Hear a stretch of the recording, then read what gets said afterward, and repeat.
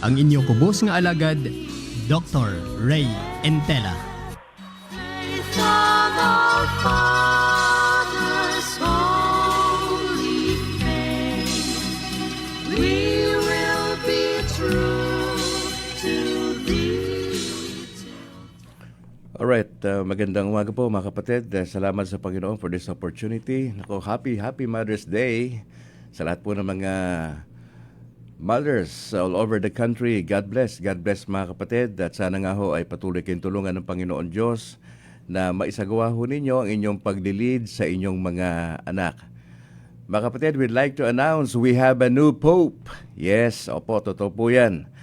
Sa ika-4 na round pagpili sa katatapos na conclave, we have a new Pope sa katauhan po ni Pope Leo XIV. At salamat sa Panginoon sapagkat dire-diretso na naman ang paglilingkod at ang ating pananampalataya. Ilang linggo rin ho tayong nagluksa sa pagkawala ng ating dating Santo Papa Francis, pero niloob ng Diyos na tayo ho ay magkaroon uli ng panibagong Santo Papa na siyang maglilid sa kabuuang mananampalatayang mga Katoliko. Kaya ho, patuloy natin ipagdasal si Pope Leo XIV na siya ho ay makapagpatuloy sa kanyang malawak na ministeryo sa paggagabay po sa atin. Alright, bago tayo patuloy na mag-usap ng konti para dyan sa konting background ng ating Pope, ay tayo po muna'y mananalangin. In the name of the Father, and of the Son, and of the Holy Spirit. I believe in God, the Father Almighty, Creator of heaven and earth, and in Jesus Christ, His only Son, our Lord, who was conceived by the Holy Spirit, born of the Virgin Mary, suffered under Pontius Pilate, was crucified, died, and was buried. He descended into hell. On the third day, He rose again from the dead. He ascended into heaven and is seated at the right hand of God, the Father Almighty. From there, He will come to judge the living and the dead. I believe in the Holy Spirit, the Holy Catholic Church, the communion of saints, the forgiveness of sins, the resurrection of the body, and life everlasting. Amen. In the name of the Father, and of the Son, and of the Holy Spirit. Once again mga kapatid, magandang umaga Luzon, Visayas, Mindanao, sa lahat po ng ating mga bishops and priests all over the country, especially po ating Bishop dito sa Diocese sa Bacolod, si Bishop Patricio Buzon. Magandang umaga, Bishop, at sa lahat ng mga kaparian dyan sa San Sebastian Cathedral. Magandang umaga po. At sa lahat po ng mga mananampalataya. Gusto ko rin batiin ang aking parish priest na si Reverend Father Luan Torrefranca dyan sa San Juan de Pomoceno, parish sa Sumag, si Father Nobles at si Father Egay. Nagpapasalamat tayo sapagkat ang Diyos ay napakabuti sa atin mga kapatid at ito po ay mahalagang araw sa atin. Happy Lord's Day sa lahat ng mga Katoliko nationwide and beyond. Nagpapasalamat tayo kay Arwin sa kanyang patuloy na paggabay sa atin. Bro Arwin, maraming salamat po for guiding us dito sa ating studio. At ating panalangin ay kayo ay bigyan ng Lord ng kalakasan pa para inyong magawa po ninyong patuloy ang inyong ginagawa sa ating station dito sa DYRL. Alright mga kapatid, nabanggit natin kanina ang ating bago Santo Papa, si Pope Leo XIV. Marami siyang karanasan doon sa Peru mga kapatid at siya po ay well-educated. Alam naman ho nyo yan at marami na ho mga pahayagan, mga broadsheet na nagbigay ho ng kanyang bio at nakakatuwa na meron tayong Santo Papa na humalili sa ating kay Pope Francis na merong ganun ding katibay na pundasyon sa pananampalataya at ready maglingkod at pagpastoran ang bilyong mga Katoliko worldwide. At patuloy natin pag-pray. Ito yung kauna-unahang Amerikano kasi sa mga nakalipas na Santo Papa natin mukhang nakasentro sa bahagi ng Europa, opo. Pero ito ay kauna-unahang pagkakataon na Amerikano po. Opo, bagamat siya po ay doon sa Peru, matagal-tagal siya naglingkod doon. hanggang siya ay na-elevate bilang Archbishop, eventually Cardinal sa panahon ni Pope Francis. Pero salamat talaga sa Panginoon. We have a new Pope. At purihin ang ating Panginoon Diyos. Gusto ko rin batiin muna ang ating mga tropa dyan sa CFD sa National, sa Cebu. Siyempre yung ating si Reverend Father Darwin Gitgano, si Bro Wendell Talibong, si John Doe, sila Kenneth Bustamante, si Romel Palma. Opo. At siyempre dito po sa CFD sa Diocese sa Bacolod, si Doc Entila sa kanyang buong pamilya, Doc Navarez, Bro Christian Paul Gailan, ang presidente po namin, at sa lahat ng mga opisyalis po. Maging doon sa ating mga unit dyan sa Granada, sa Talok, even sa Kabangkalan. Opo, maraming salamat. Siyempre, batiin ko yung aking may bahay, si Annalyn. Mama, magandang umaga. Happy Mother's Day. At sa aking mother na si Mama Elsie dyan sa bahagi ng Cainta. Alam po ninyo, napaka-importante na mabigyan talaga natin ng pansin itong bagong topic natin na papacy. Ang pagkapangulo ni San Pedro, mga kapatid. Alam po ninyo, ito po isa sa mga misunderstood na mga turo sa simbahan ng mga anti-Catholics. Yung mga protestante at mga evangelicals na pilit pong ginigiba ang simbahang Iglesia Katolika. One of the reasons, mga kapatid, ay hindi nila alam ang doktrina ng simbahang Katolika. Kaya panay ang kanilang banat sa social media. Hindi naman bago sa atin yan. Matagal na nilang ginagawa yan, pero tayo ay hindi naman umaatake. Tayo po ay dumidepensa lang po. That's why meron pong Catholic Faith Defenders nationwide. Yun po trabaho namin Depensahan ang pananampalataya, hindi mang-away. Didepensa lang Ibig sabihin, kailangan ipaliwanag. Kulang lang po sila marahil sa pagpapaliwanag. Kaya lang eventually nakita natin na parang hindi naman sila tatanggap ng paliwanag. Kaya ang hirap makipag-dialogue sa isang banda sa mga kaibigan natin na hindi tumatanggap ng paliwanag. Anyway, pag-usapan natin to ang pagkapangulo ni San Pedro kasi maraming hindi nakakaunawa rito bakit may Santo Papa tayo. Yung iba nga pagka-elect dito sa ating bago Santo Papa kay Pope Leo, meron pong sekta na bumanat kagad ang sabi po doon sa social media may pagka-demonyo daw yung Santo Papang na-elect. Sabi ko, teka muna, bakit ganon? Imbis na medyo manahimik na lang muna, magpahinga ng konti, pero bumanat kagad itong grupo na to. Hindi ko nababanggitin kung anong grupo yan, pero yan ay kumalat sa social media. Mga kapatid, by way of introduction sa ating pagkapangulo ni San Pedro. Now, listen up, Catholic. If you are a Catholic listening to this program, I want you to listen very carefully. Kasi pag hindi ninyo na-gets ito, ang hirap magpaliwanag sa iba. Opo, kaya nga kami po ay nagsusumikap. Si Bro JB Akma, bagamat wala siya ngayon dito, si Doc Entila, ako po yung kumakatawan sa kanila sa ngayon, mga kapatid. Importanteng malaman natin bilang Katoliko, ano ang turo ng simbahan. Kasi pagka nalaman natin kung ano turo ng simbahan, hindi tayo mahihirapan later on magpaliwanag sa mga anti-Catholics. Although I just want to warn you, hindi yan sila tatanggap ng paliwanag natin. Teka muna, Brad Calix, hindi pala tatanggap ng paliwanag Bakit pa tayo mag-exert ng effort para mag-share at magpaliwanag? Mga kapatid, bagamat gano'n ang attitude nila, importante pa rin malaman ang turo ng simbahan at i-share dun ito. Of course, sa mga hindi makikinig, walang problema. Pero doon sa mga open, na mga bumabatikos, willing to learn, ika nga, di doon tayo sa kanila. Kasi mahirap ipilit doon sa mga grupo at mga individual na sarado ang kaisipan. Opo. Na introduction natin. Itinuturo ng banal na simbahan, kaibigan, na si Kristo ang nagbigay kay Pedro ng higit na kapangyarihan at karapatan upang upang pamunuan ang kanyang simbahan. Ang simbahan tinutukoy natin dito, walang iba kundi ang Romano Katolika. Opo. At ang tungkuling ito ay ipinagpapatuloy ng kanyang mga kahalili na siyang mga obispo ng Roma o Santo Papa. Mapapansin niyo mga kaibigan Katoliko sa Pilipinas at naaabot ng istasyon na ito. Meron tayong apostolic succession, kaibigan. Ang ibig sabihin yan, mula sa apostol, we can trace yung mga leaders ho natin.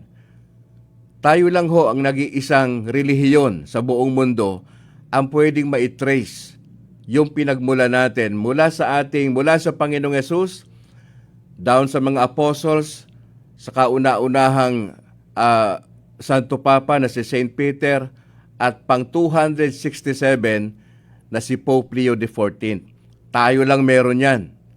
Kaya palagay ko naiinggit lang ho itong ibang grupo Kasi hindi ho tayo magiba-giba ng kanilang mga grupo sapagkat ano nga naman ilalaban nila sa grupo na ito? Bukod sa ito'y nauna po ang Simbahang Katoliko, 33 AD nandyan Ano ang laban ng mga nagsulputan lang sa Pilipinas? Maski na anong pakikipagdebate nila at wala po talaga kasi nauna po tayo.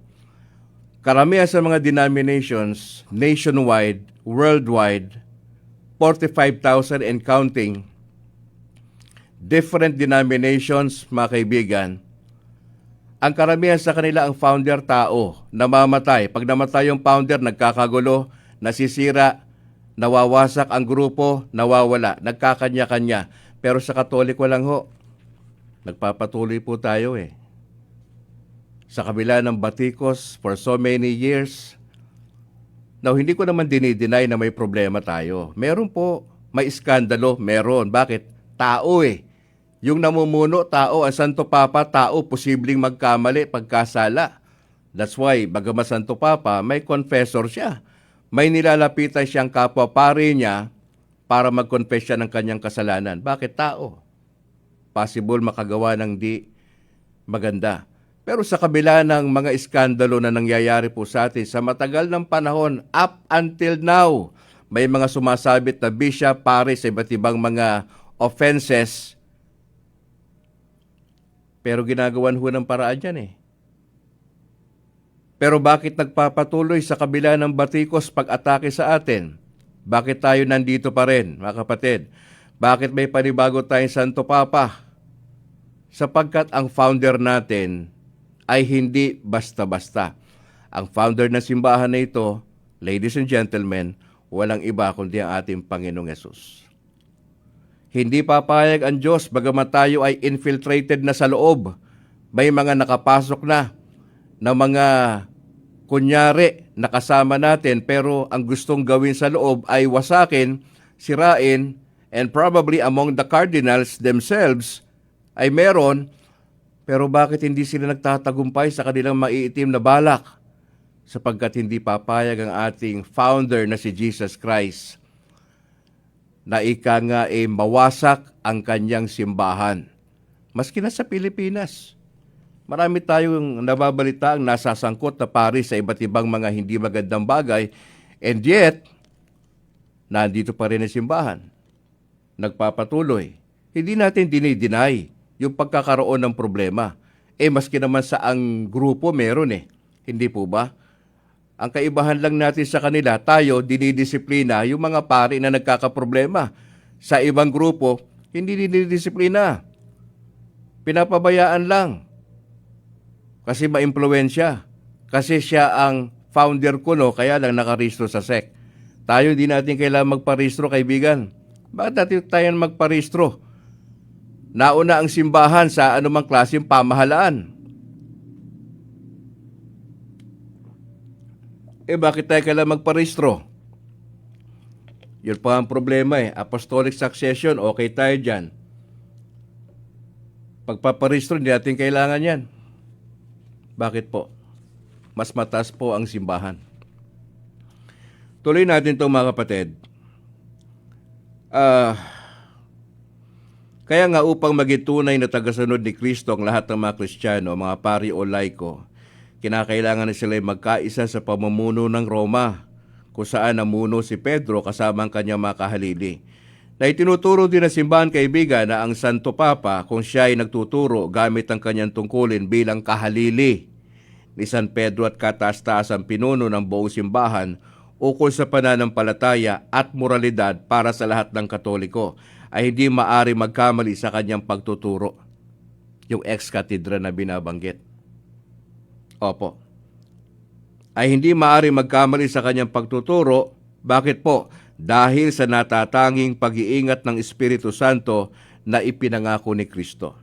Ngayon, tignan natin dito yung ilan sa mga pagsalungat ng mga anti-Catholics. Ito yung kanilang mga reklamo. Ito yung mga binabato nilang fake news sa simbahang Katoliko. Pakinggan nyo to ha, kasi I'll be reading this randomly, tas mamaya sagutin natin to isa-isa. Kasi baka ito yung isa sa mga tanong ng kaibigan nyo na binabanatan po kayo patungkol dito sa pagkapangulo ni San Pedro, yung papacy ang ating pinag-uusapan sa Wikang Banyaga. Ito yung isa sa mga salungat nila, kaibigang Katoliko, makinig po kayo. Ang sabi nila, ginamit nila ang talatang Colosas 1:18. Ang sabi nila, hindi naman daw si Pedro ang pinuno ng simbahan, kundi si Kristo. Kasi sabi ng Biblia, si Kristo ang ulo ng simbahan na siyang kanyang katawan. Pangalawa, ang sabing salungat dito, malinaw sa Biblia na hindi si Pedro ang pinagtayuan ng simbahan, kundi si Kristo ang batong saligan at si Kristo mismo. Tama naman yung talatang binanggit. Kaya lang, yung paliwanag dyan, abangan nyo, mga kapatid. Pangatlong salungat nila, ang salitang Petros daw na tumutukoy kay Pedro ay nangangahulugang maliit na bato at hindi Petra na tumutukoy sa pananampalatayang ipinahayag ni Pedro ayon doon sa Mateo 16, 16 at 18. Sa Wikang Banyaga, pakinggan nyo. And I say also unto thee that thou art Peter, and upon this rock I will build my church. And the gates of hell shall not prevail against it. Ito yung ikaapat na salungat nila. Ang susi daw na tinanggap ni Pedro ay hindi nagpapataas sa kanya, higit sa ibang apostol, dahil tinanggap din nila ang parehong kapangyarihan. Ano pa sabi nila? Tinawag daw ni Jesus si Pedro na Satanas sa Mateo 16:23. Sabi pa nila, ang pinuno ang siyang nagsusugo, ngunit si Pedro ay isinugo kasama si Juan sa Samaria, kaya hindi siya nakatataas ayon sa Gawa 8:14. Ang salungat nila, ang sabi pa, hindi totoo na hindi maari magkamali ang Papa dahil ayon sa kasulatan, lahat ng tao ay makasalanan, 3:23 ng Roma. At ang sabi pa nila, si Pedro na sinasabing unang Papa ng mga Katoliko ay sinaway ni Pablo dahil nagkamali siya.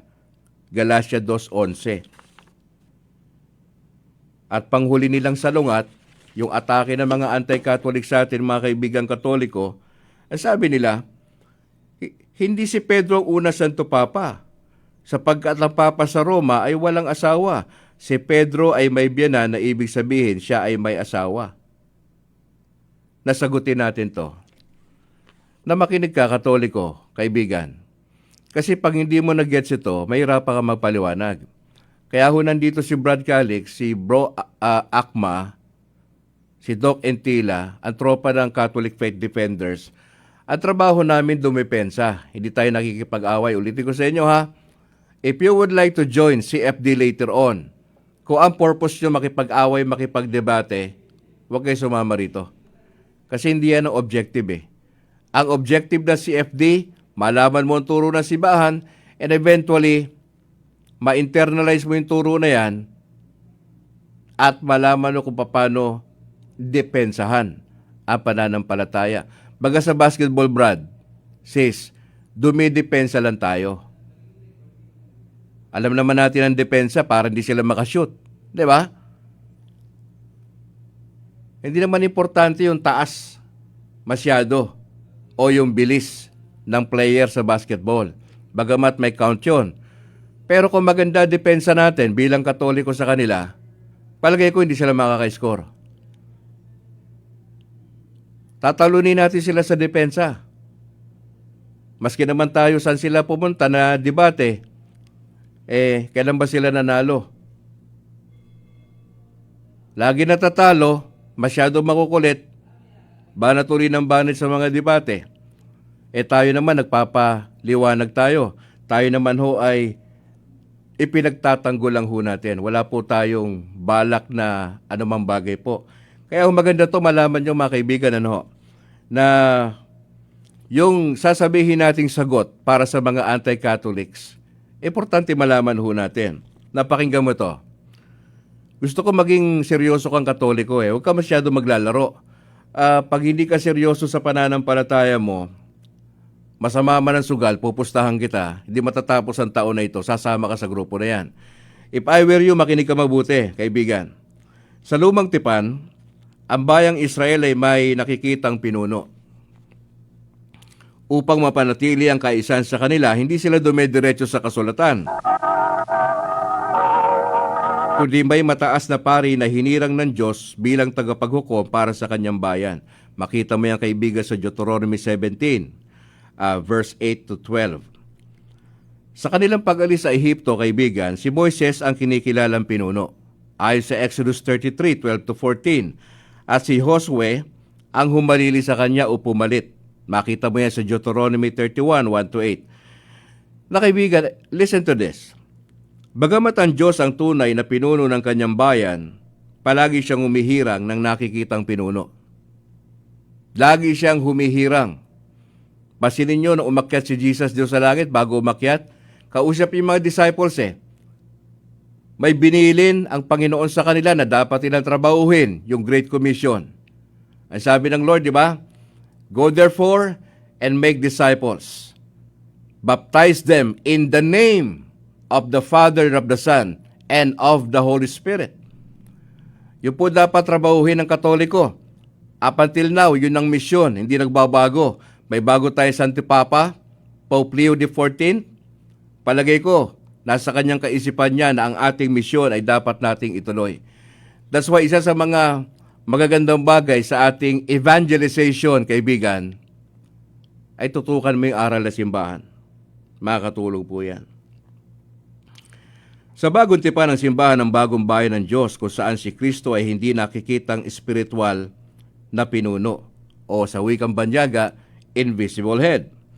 Ngunit ang kanyang pamumuno ay ibinigay niya kay Pedro bilang nakikitang pinuno ng kanyang simbahan bago siya umakyat sa langit. Si Pedro, kaibigan, ang pinagkalooban ng mga susi ng kaharian ng langit. Pag sinabing susi, it speaks of authority. May kapangyarihan. Kaya ho yung Santo Papa natin, makikita niyo yung influence niya, hindi lang sa larangan ng politika.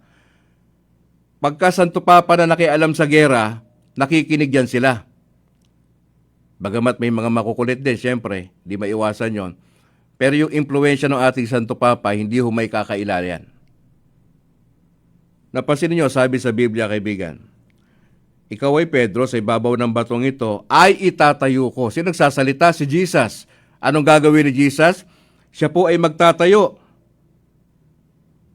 Ano itatayo ni Jesus? Ang sabi diyan, ang aking simbahan.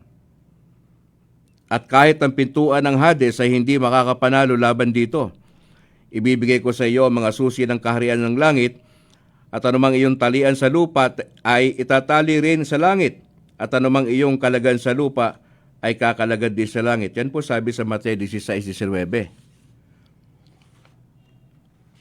Mga kaibigan, ang mga susi ay simbolo ng kapangyarihan ng pamumuno. Yan po yung ating explanation dyan. Sa Isaiah 22, sabi rito, bibigyan ko siya ng iyong kasuotan at ibibigay ang iyong kapangyarihan sa kanya. Siya'y magiging pinuno ng mga tao ng Jerusalem at Juda. Ibibigay ko sa kanya ang susi ng sambahay ni David. Siya ang magbubukas at walang makapagsasara. Magsasara at walang makapagbubukas. Sa John 21, binanggit dito kaibigan, 15 to 17. Si Jesus ay nagsabi na siya ang mabuting pastol sa kawan. John 10:16. At bago siya umakyat sa langit, pinagkatiwala niyang ang buong kawan, mga tupa at mga kordero kay Pedro. Para saan? Upang pangalagaan po. Ang mga tupa na sumasagisag sa bayan ng Diyos at ang mga pastol ay simbolo ng pinuno ng kawan. Ipinahayag ni Pedro ang kanyang pamumuno hindi lamang sa mga laiko kundi pati rin sa mga obispo at mga pare. Sa lumang tipan, kaibigan, pinalitan ng Diyos ang pangalan ni Abraham at ginawa pong Abram nang siya'y hirangin bilang ama ng maraming bansa.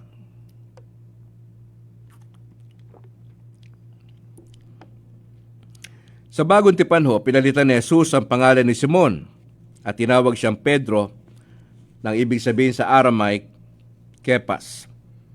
Nang ibig sabihin po ay matibay na bato. Mga kaibigan, ang layunin po ng pagpapalit ng pangalan ay upang ipakita na sa ibabaw ni Pedro bilang nakikitang pinuno, itatatag ni Kristo ang kanyang simbahan. Si Kristo ang tagapagtatag ng tahanan at ang tahanan ay tumutukoy sa simbahan ayon sa unang Timoteo 3:15.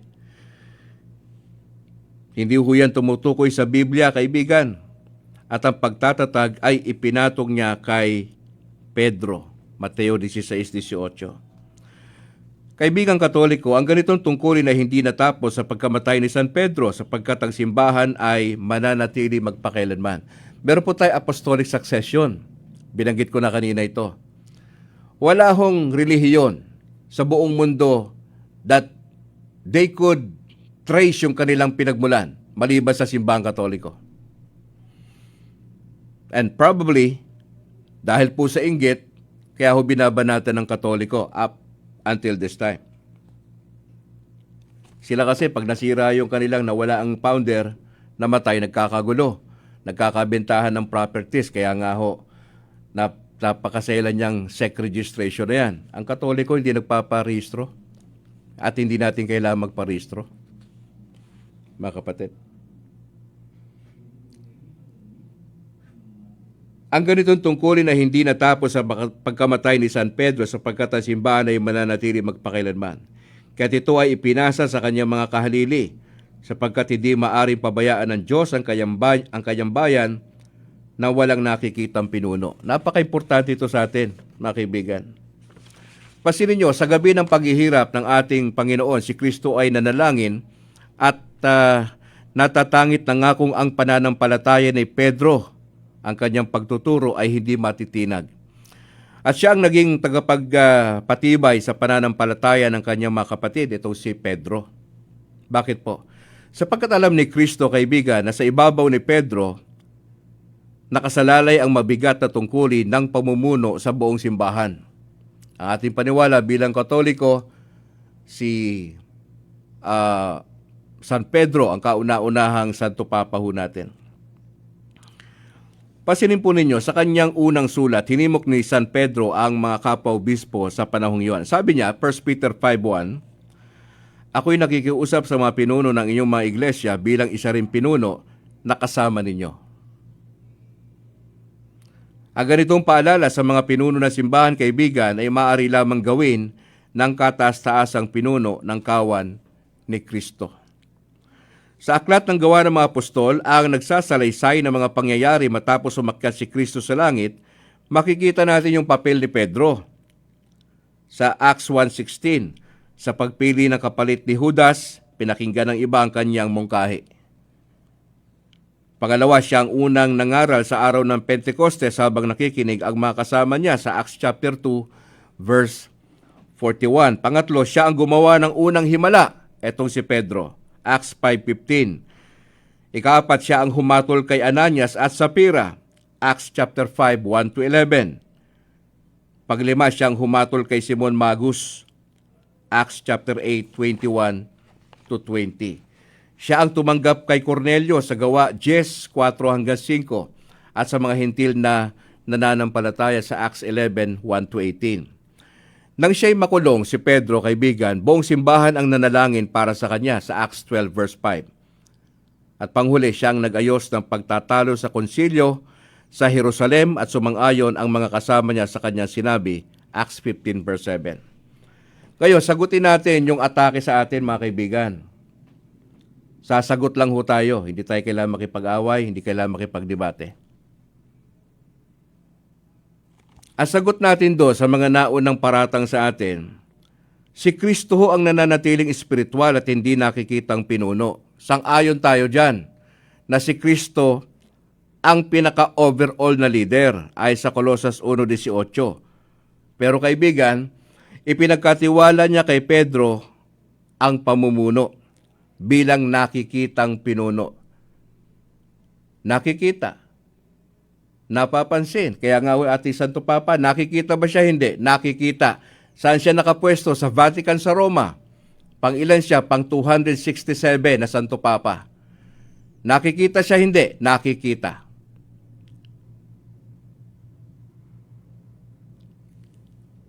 Pangalawa, totoo na si Kristo ang batong saligan. Hindi natin dinidinayan, Efeso 2:20. At si Pedro ay ginawa niyang kepas o bato. Nakatuwang niya. Kaya hindi yan salungat. At siya'y dinala niya papunta kay Jesus at nang tignan niya si Jesus ay sinabi nito, sabi ng Lord, ikaw si Simon na anak ni Jonah, ikaw ay tatawaging Kefas. Nang ibig sabihin ay bato. Ang Petro sa Griego, kaibigan, ay ginamit para kay Pedro sapagkat siya ay lalaki at dahil ang Petra ay pambabaing pangalan. Ngunit sa Aramaic, ang sinabi ni Jesus ay, ikaw si Kefa, at sa ibabaw ng Kefa na ito ay itatayo ko ang aking simbahan. Ay sa Mateo 16:18. Kaibigan Katoliko, makinig ho kayo. Malinaw na ang tinutukoy na bato ay si Pedro.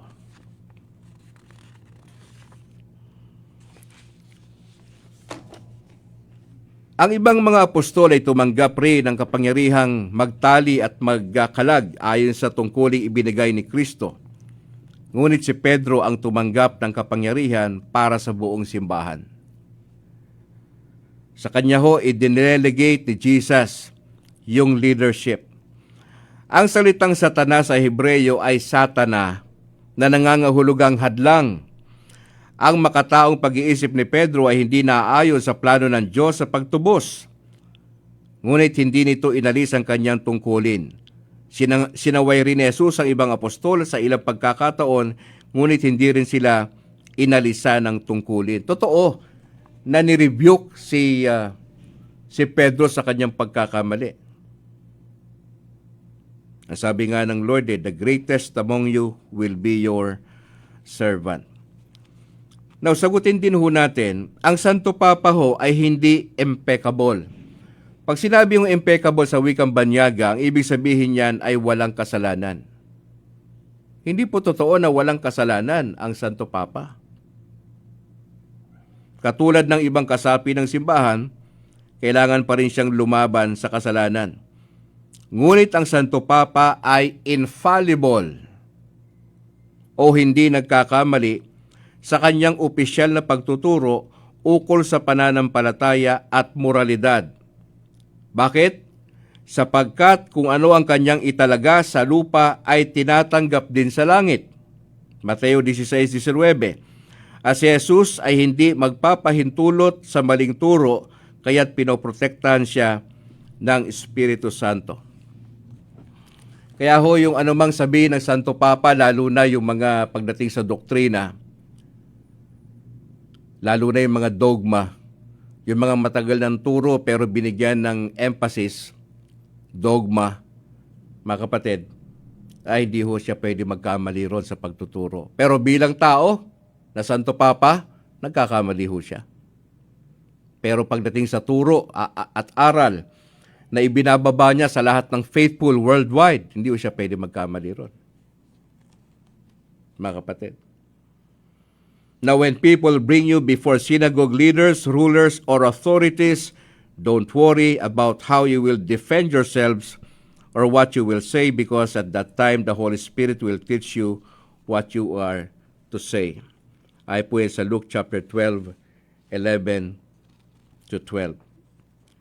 Ngayon, ang pagsaway ni Pablo kay Pedro ay hindi ukol sa aral, o moralidad, kundi sa asal ni Pedro sa Antioquia, kung saan lumayo siya sa mga hintil upang iwasan ang sigalot sa mga kababayan niyang Israelita. Yung attitude ang issue niya ron hindi ho doktrina. Natandaan natin mga kaibigan na ang celibacy o hindi pag-aasawa ng mga papa o pari ay isang disiplina ho ng simbahan, kung saan nangyari lang noong 11th century na dineklara ho ni Pope Gregory VII. Naglabas siya ng isang kautusan na nangangailangan sa lahat ng mga pari na maging celibate, walang asawa. At inaasahan ng mga obispo ay ipatutupad ho ito. Ibig sabihin, bago naglabas ng kautusan sa celibacy, ang mga unang papa before 11th century ho ay may mga asawa. Ulitin ko. Bago naglabas ng kautusan sa celibacy, ang unang mga santo papa natin, bago ang 11th century, ay may mga asawa. Alam nyo na, yung mga anti-Catholics, basa-basa kayo ng history pag may time, para hindi ho kayo dumadampot lang ng mga akusasyon na wala kayong basihan.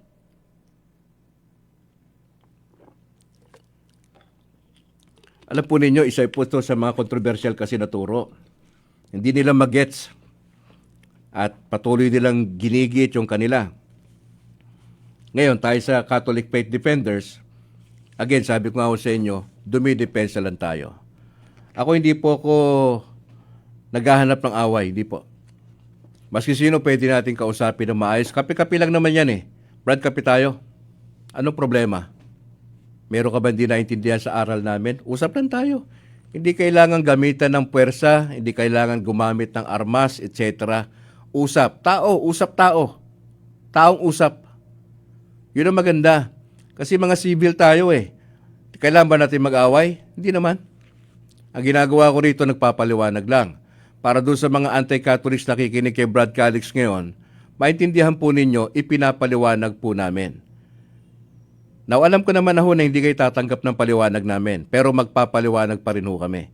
Para ho at least, kasi itong broadcast na ito, primarily, it was intended for Catholics nationwide. Hindi ho ito para sa anti-Catholics. Itong broadcast namin dito sa RL, ay para sa mga Katoliko ito, exclusive. Pero since nakikinig din ho kayo sa amin, para may madampot kayo, sana may nadadampot po kayo. Ngayon, kung hindi kayo masyadong nabibiting kayo sa paliwanag dito, kasi nga limitado oras natin dito Papasalamat tayo kay Arwin na asikaso tayo. Arwin, salamat ha. Oo. Importante ito, kaibigang Katoliko, maintindihan mo to. Kasi pag hindi mo na-gets to, mahirap magpaliwanag sa kanila. Oo. Napakahirap magpaliwanag. Ngayon, as I close,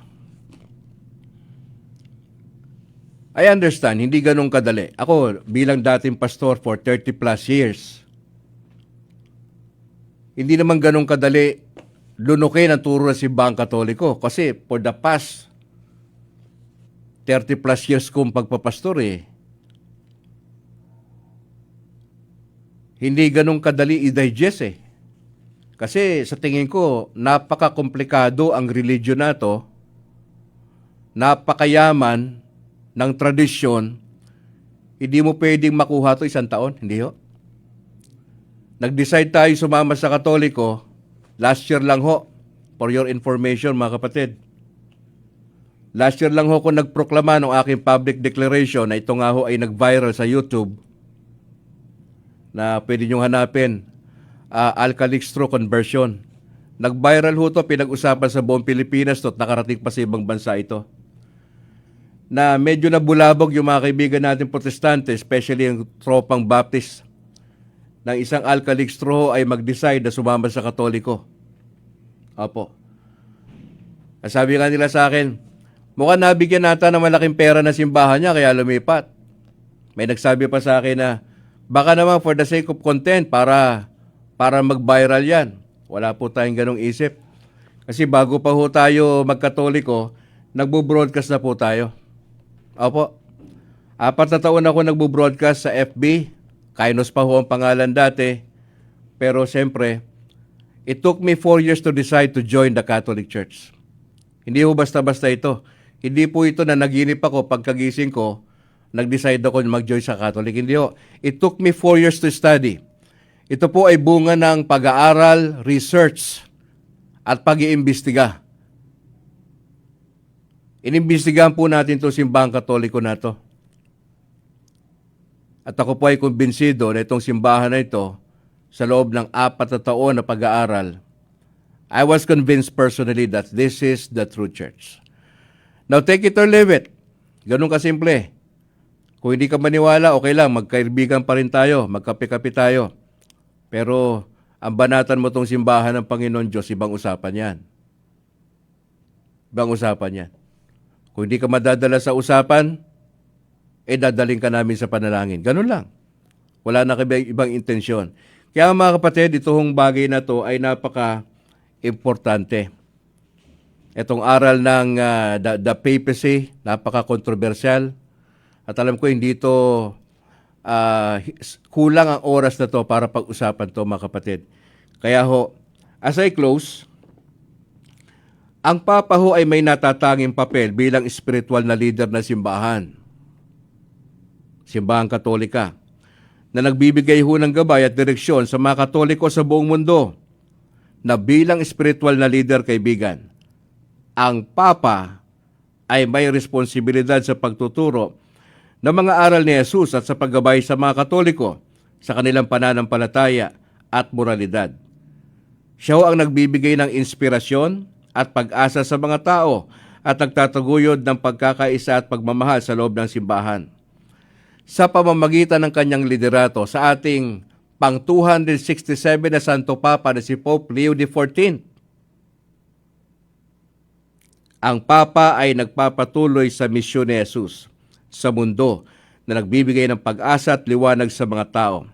At dapat ay pagdasal natin ang ating Santo Papa para sa kanyang kalusugan, karunungan at gabay ng Espiritu Santo sa kanyang pagtupad sa mahalagang papel bilang espiritual na leader ng simbahang Katolika.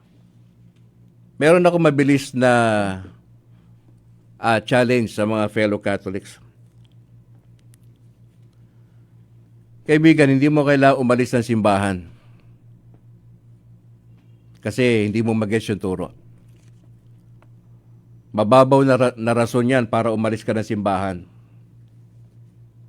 Anong gagawin mo? Tinatanong mo ko. Seryosohin mo ang pananampalataya, kaibigan. Gone are the days na naglalaro ka sa pananampalataya mo. Gone are the days na hindi ka seryoso sa pagdalo sa misa. Dadalo ka sa misa, late ka pa. Magsi-cellphone ka pa, doon ka pa sa gitna talaga upo, no? Matapos mong makuha ang Holy Communion, aalis ka na kagad, hindi mo tinatapos. Sana hindi ka na dumalo sa misa. Ang sinasabi ko bilang dating pastor, malibang seryosohin mo ang pananampalataya mo, kaibigan, wala mangyayari sa'yo. Mahihirapan ka dumipensa sa pananampalataya natin. Kasi in the first place, wala kang desire to grow and to know more about Jesus and the teachings of the church. Nagsisimula yan sa desire, kaibigan, na matuto. Kailangan, pangalawa, nasa state of grace tayo lagi. Anong state of grace? Na umiiwas ka sa paggawa ng kasalanan. Pag namatay ka na nasa immorality ka, pag namatay ka na ikaw ay nagkukorap bilang namumuno sa ating bayan, kasi sabi mo Katoliko ka, mga kaibigan, mapapahamak ang kaluluwa mo later on. Huwag kang mag-expect ng purgatorio kung ang buhay mo sa lupa hindi sang-ayon sa salita ng Diyos. Na sinasabi ko, kaibigan, ng tahasan sa lahat ng Katoliko, worldwide, nationwide, seryosohin natin ang faith natin. It's about time for us to renew our faith, to refocus, to rethink yung ating stand sa aral ng simbahan. Napaka-importante po yan. At gusto ko pong i-challenge lahat ng mga Katoliko, maging part kayo ng evangelization. Marami na kayo pinag-uusapan, negosyo, trabaho, pagpunta sa iba't ibang lugar para mamasyal, investment. Pero napag-uusapan ba ninyo tungkol sa pananampalataya?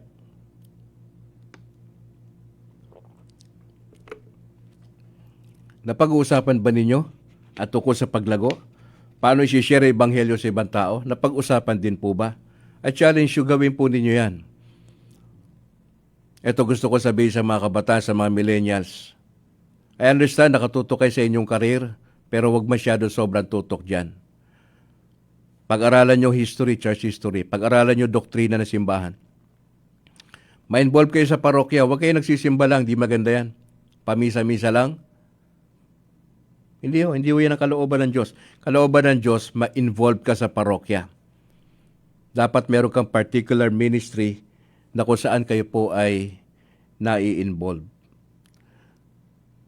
At sa aking mga kaibigan ng mga anti-Catholics, again, nandito ako para hindi makipag-away, nandito ako para makipag-usap sa inyo.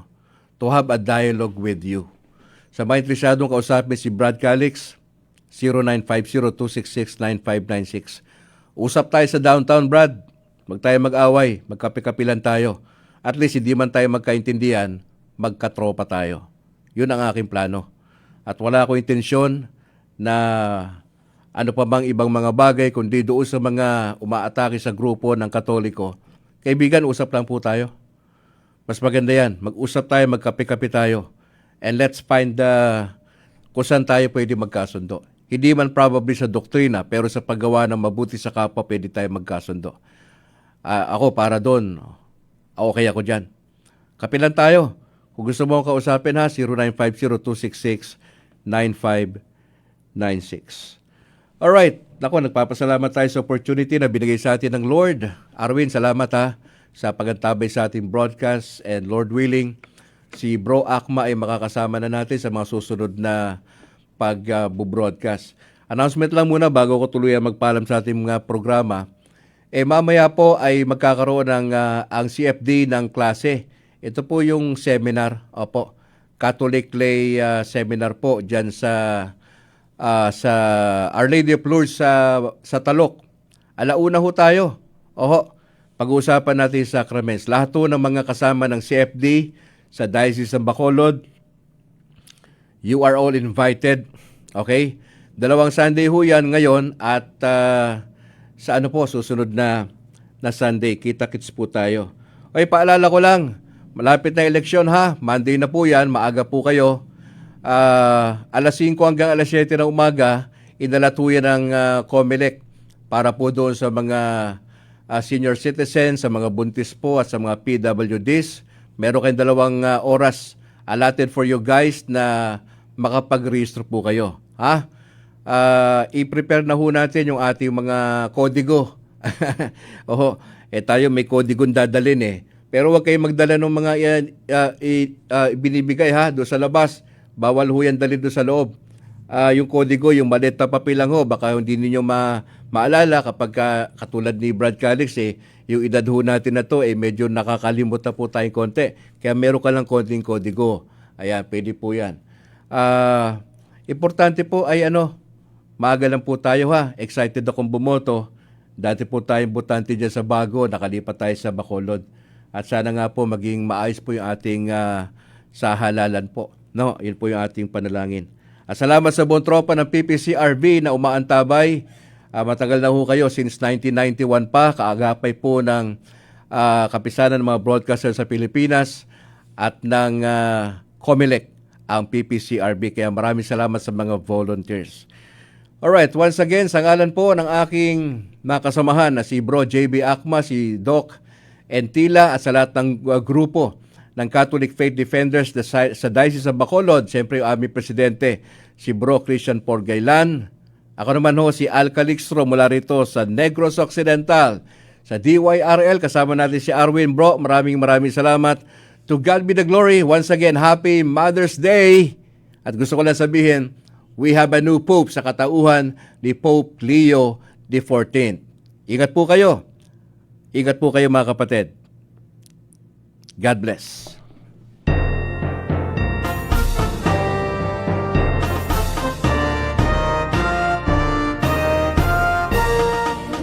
Diri lang kita magtakop mga kauturan, kabay nga madamo na naman nga mga bililhon nga kamatuoran, ang inyo nasayran bahin sa aton pagtuong Katoliko. Madamo gid nga salamat sa inyo pagpamati kag pagsakdag. Himaya sa Amay kag sa Anak kag sa Espiritu Santo, subong sa ginsuguran sa karon kag sa gihapon kag sa mga tuig sa mga katuigan nga tanan kabay pa. Sa ngalan sang Amay kag sa Anak kag sang Espiritu Santo. Amen. Most gracious